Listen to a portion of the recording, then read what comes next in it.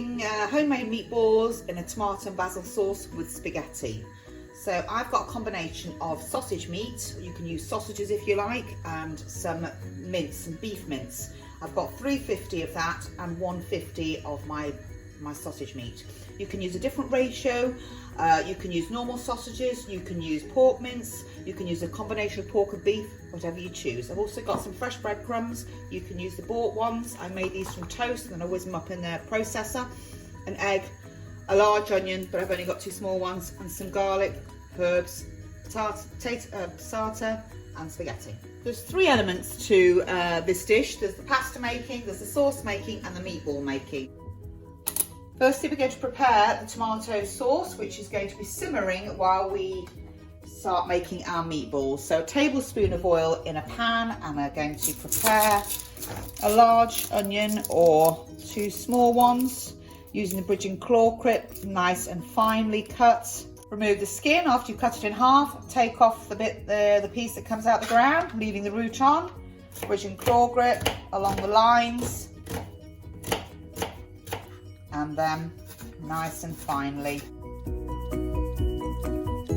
Garlic, I've got a large clove here. I'm going to crack it with my knife, take off the end, and then the skin should come off really easily. You can either put it through a garlic press or you can chop it up really finely and add it to your pan of oil and onions. These are going to saute on a low heat for about 10 minutes. Saute is to soften without colouring, so we won't have the texture of the onion in the food, we'll just have to combine my 2 meats together. And I'm going to then add a teaspoon of herbs.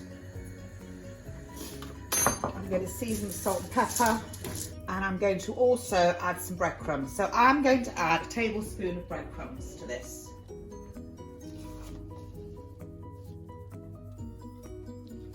See how that goes. So first I'm going to mix it all together with my hands till it is thoroughly combined.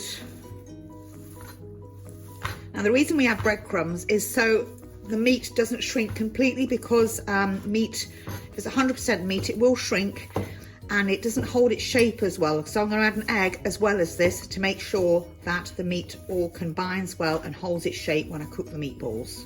Now I'm going to add an egg into here. I mean, my mixture is very sticky anyway, but just in case your mixture isn't so moist, I'm going to add an egg which will set as it cooks and it will bind the ingredients. The mixture is too wet when you've added the egg. You can add a little bit more breadcrumbs, which is what I've done.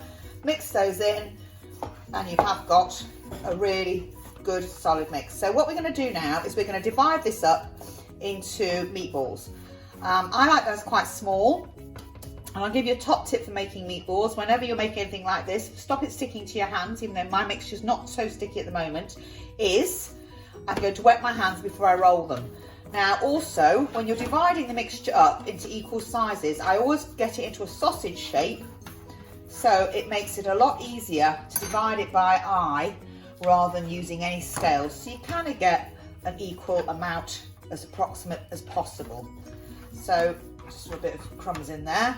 So I'm going to do it again, dividing it up, and then I'm probably going to make this into 4. So divide it all up into 4s.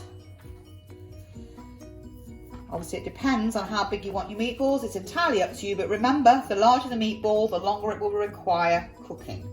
So I've divided my meatballs, my meat up into about 16 meatballs, I believe. They weigh about 35 grams each. I've got a total meat content of about 500 grams and then additional breadcrumbs, about 2 tablespoons. So I want to wet my hands, and I'm going to roll my meatballs with wet hands because they do a better job and they don't stick to your hands. So we're going to do that. If you want to do this in the morning and then cook them in the afternoon, keep them in the fridge, then they set a little bit better and you get a good result. Now I'm going to cook my meatballs in a pan, and then I'm going to drain the fat off. You can actually cook them in the oven if you choose, on a baking tray and roasting them, and that's also a good way to get the fat drained off. So I'm going to heat my pan first so that the meat seals as soon as I put it in. So I'm going to give it a couple of minutes. Work on about 75 grams to 100 grams per person. My water's on a rolling boil. I'm going to drop my spaghetti in and I'm going to gently push it into the water and then separate it with a fork as soon as it is all submerged. Okay, so my pan is hot. I'm not adding any oil because there should be sufficient oil or fat inside the meatballs. They'll start sizzling straight away, that they won't stick to the pan. So my spaghetti is bubbling. I've got a lid on, so it's on a low heat. I'm actually going to put a lid on my frying pan with my meatballs, so they're going to steam and they're going to fry at the same time, so I can make them cook a bit quicker and keep them nice and moist. My onions are now beautifully sauteed. They are translucent colour, they're nice and soft. So I'm going to add 500 grams of passata. You can add tinned tomatoes if you prefer. You may need to add half a tin of water as well because it won't be as liquid. Add my passata to my onions and my garlic. I'm going to add some salt and pepper. But what I'm also going to add, and I tend to do this regularly with tomato sauces, to prevent it being too acidic, is I add a pinch of sugar as well. This tends to give the tomato flavour a really nice balance. So a pinch of sugar, granulated or caster. As you can see, my meatballs are getting a beautiful brown colour, so we're going to gently turn them over and get them browned on both sides. So check the pasta's al dente, it should be to the bite. Right, that's perfect. So follow the instructions on the packaging, sometimes slightly different. Remember to strain it immediately, otherwise it will continue cooking in the water. On for about 15 minutes, so 7 minutes each side, but it depends on the size of your meatballs. If you want to make sure they're cooked, take one out of the pan and cut it open. It should be the same colour all the way through. If it's slightly pink in the middle, it's not quite done yet. Check the meatball. Ready to serve.